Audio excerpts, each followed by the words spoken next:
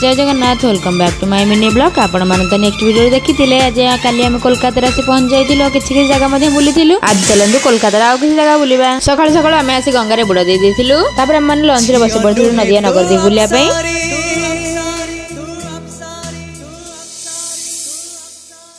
करिलु मोरा मन चोरी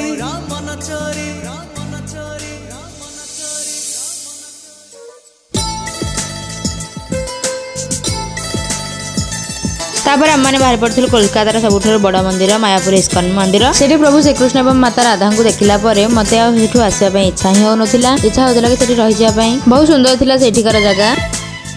कोलकाता में जहाँ भी दर्शनीय स्थान सब देखिलु सेगुड़िक अति रमणीय और आकर्षणीय थिला। कोलकाता बुलाई तो आहरी अनेक जगह थिला, हेले आमे तो 2 दिन कोलकाता आसीथिलु, तो आज से 2 दिन सर जाइतिला। बाटर गला बेले आमे हावड़ा ब्रिज देखिलु। वीडियो भल लागिले लाइक शेयर सब्सक्राइब कमेंट नियति करिवे। रहिले जय जगन्नाथ।